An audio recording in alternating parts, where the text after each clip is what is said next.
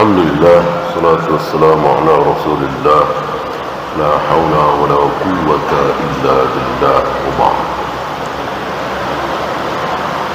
Pertanyaan, apakah sudah dianggap bertakwa jika hanya mengerjakan yang wajib saja dan meninggalkan yang haram saja? Iya. Memang ta'arif takwa kan seperti imtithalul awamir wajtinabun nawahi, melaksanakan perintah Allah dan Rasulnya yang wajib tentunya, dan meninggalkan larangan Allah dan Rasulnya yang haram tentunya. Maka tidak pernah puasa Senin Kamis, tidak pernah sholat tahajud, tidak pernah zikir pagi dan petang, bisa bertakwa asal dia sholat 5 waktu tepat waktu berjamaah,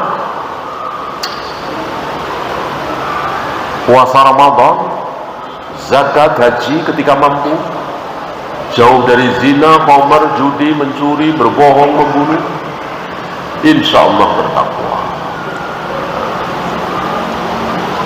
Apakah orang yang tidak bertakwa akan masuk neraka? Jelas, jelas, terancam ya, terancam, kecuali Allah ampuni.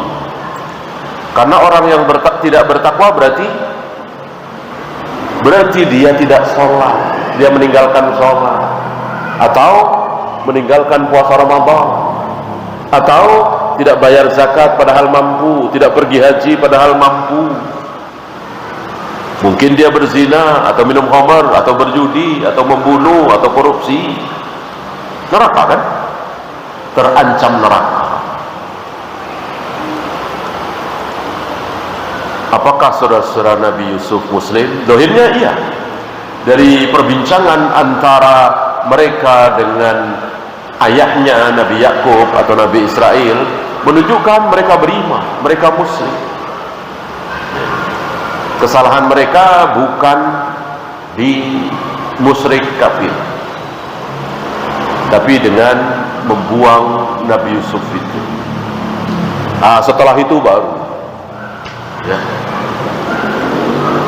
Apalagi setelah meninggalnya Nabi Musa, setelah meninggalnya Nabi Isa, mereka, apalagi setelah Nabi Muhammad SAW diutus, tidak mau beriman pada Nabi, udah jelas.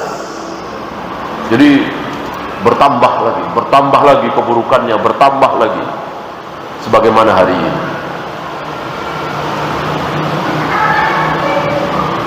Bisakah dosa riba terhapus dengan amalan sunnah? Dengan memastikan tidak boleh. Tapi dengan kita taat kepada Allah, Allah sayang kepada kita, lalu Allah mengampuni dosa-dosa kita, bisa. Karena Allah Maha Pengampun. Gitu ya. Adapun secara dalil khusus itu ada di sholat 5 waktu. Antara sholat 5 waktu itu menghapus dosa-dosa. Gitu ya. Sholat duhur, habis sholat duhur mengerjakan berbagai macam dosa, kemudian sholat asar terhapus. Habis sholat asar melakukan banyak dosa, habis itu sholat maghrib terhapus. Dari sholat ke sholat berikutnya menghapus dosa. Apalagi dari umrah ke umrah berikutnya menghapus dosa. Umrah 2005, 2006, 2007, 2008 banyak berbuat dosa. 2009 umrah lagi, terhapus. Ini secara dalil. Secara dalil umum, Allah Maha Pengampun. Adakah dosa yang tidak mungkin diampuni? Tidak ada, kecuali syirik. Riba bukan syirik. Satu saat kalau Allah menghendaki mengampuni, bisa. Maka jangan putus asa. Yang berhenti dari taubat, berhenti dari judi asuransi, berhenti dari jadi pelacur, berhenti dari pemabuk, jangan putus asa. Allah Maha Pengampun. Adakah dalil khusus salat taubat dan salat sunat wudu? Taubat saya tidak tahu, salat sunat wudu jelas, sangat jelas. Di antaranya ketika Nabi bertanya kepada Bilal, amal khusus apa yang engkau lakukan sehingga aku mendengar bunyi terompahmu, sendalmu sudah ada di surga? Dijawab oleh Bilal, setiap kali aku berwudu, aku selalu lanjutkan dengan sholat 2 rakaat, sholat sunat wudu. Ini salah satu dalil adanya sholat sunat wudu.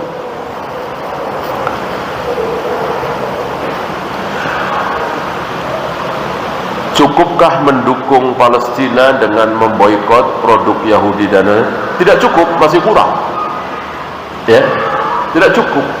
Ya, apa yang difirmankan oleh Allah, apa yang disabdakan oleh Nabi, bagaimana sikap kaum muslimin, terutama para pemimpin terhadap Yahudi dan Nasrani, kita taati.